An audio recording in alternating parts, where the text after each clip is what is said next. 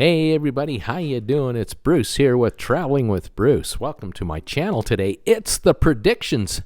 Yes, indeed, Bruce is making predictions for 2021. Are you ready for this? Subscribing to this channel, thank you for PayPal donations.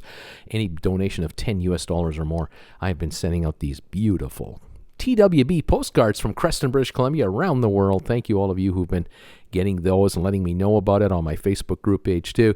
Also, thanks for joining my sponsor member group. Every week, twice a week, Mondays and Fridays, we have live shows for sponsor members. 8 a month for 33 cents a day.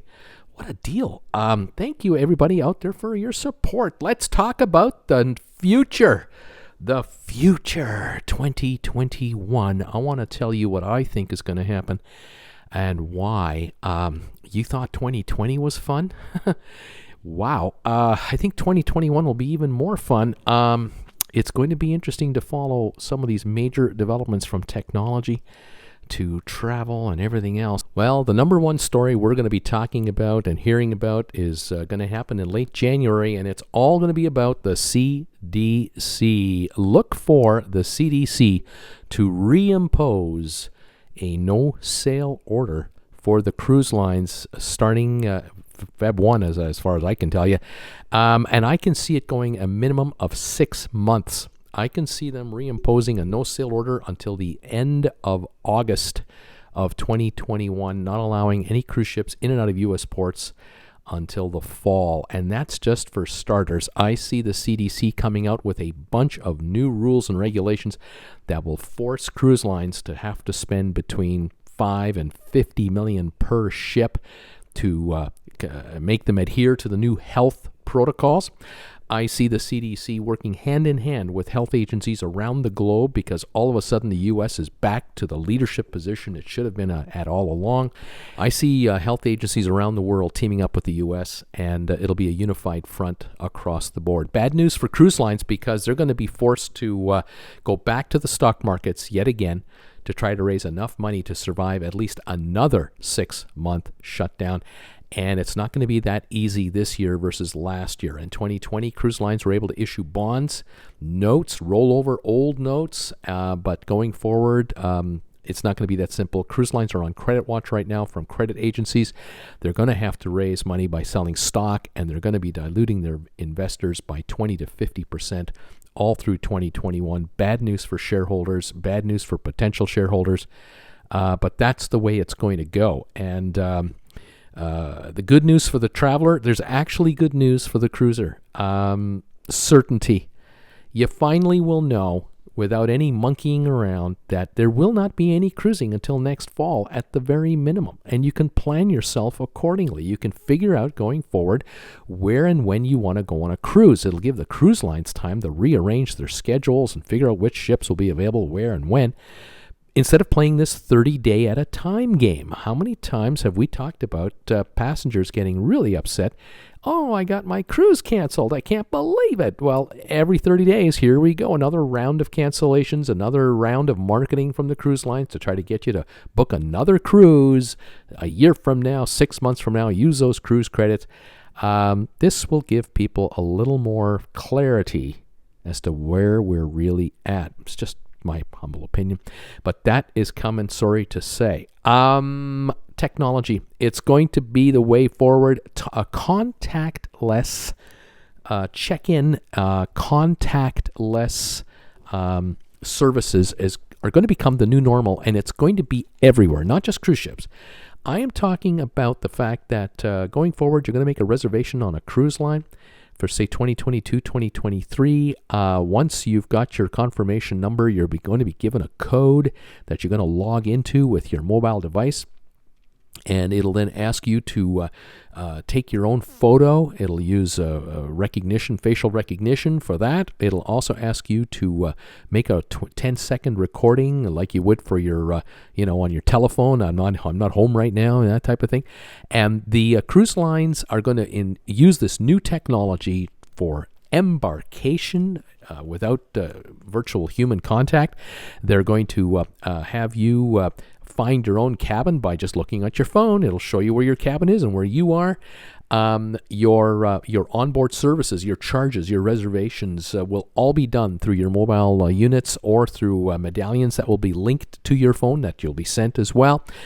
You will pick your seats for your shows, and whether it's a comedy show or for the big show in the main theater, you'll be shown the seat map, and you can pick the seats you want and what time they're available. Same thing for reservations in the specialty restaurants, even for the main dining room. You're going to do all of that from the comfort of your cabin or the comfort of your home before you even get to the cruise port.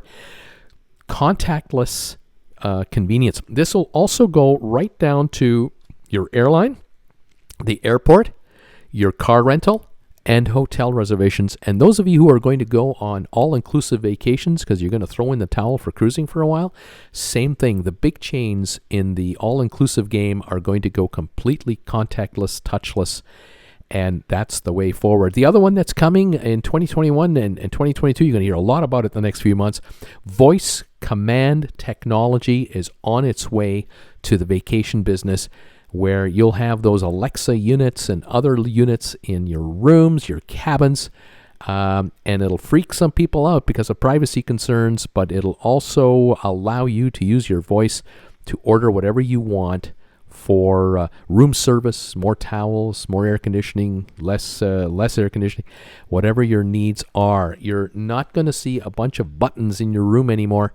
They're all going to be on these voice command units and or on your own mobile device. That will be the area that, the one area you'll still be able to touch as your own telephone, but you're not going to be touching knobs and buttons inside cabins anymore. It's going to be a big difference.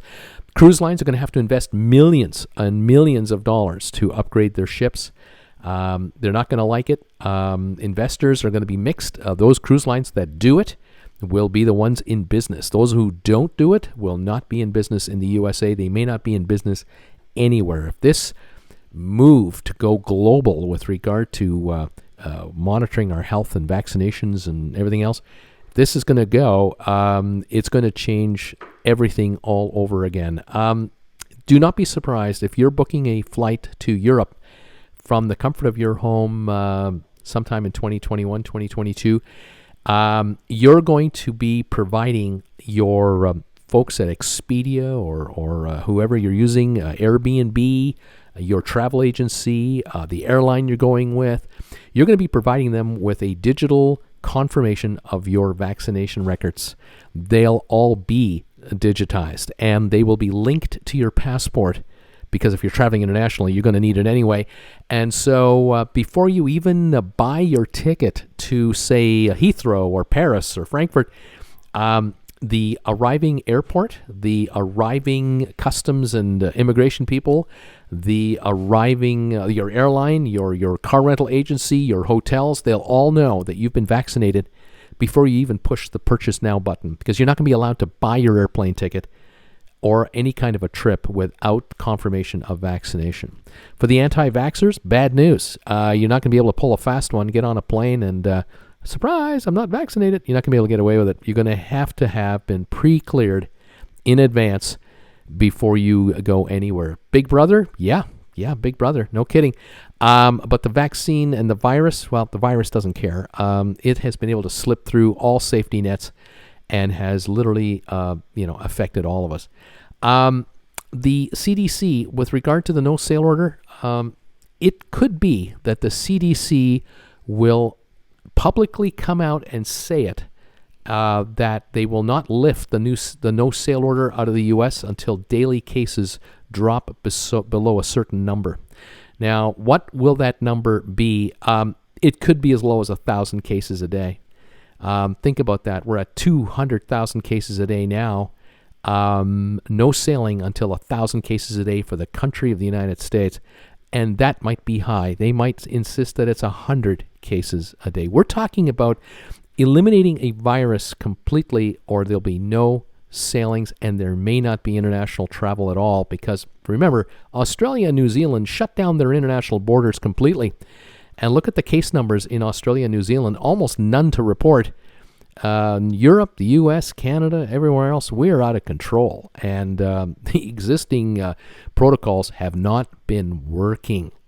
Even with a vaccine, The numbers will drop for sure, but they won't be eliminated. And it could well be that until the case counts are virtually wiped out, the no-sale order will not be lifted. And I'll tell you, this is a change that we might be witnessing in 2021 that was unthinkable in 2020 by the current administration. We'll follow it and see what happens. There's a lot going on behind the scenes, folks. I think it's going to get tougher rather than easier. I think it's going to be much more of a diligent fight than lackadaisical. I think there's going to be a much more coordinated, organized attack on this virus.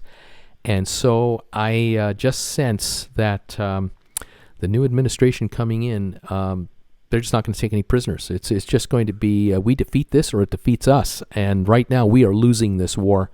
Canada's losing it. Europe is losing it. Very few places in the world are they on top of this and ahead of it. And we've just got to be, we have to be leaders, not followers. Anyway, there it is. Those are my predictions for 2021.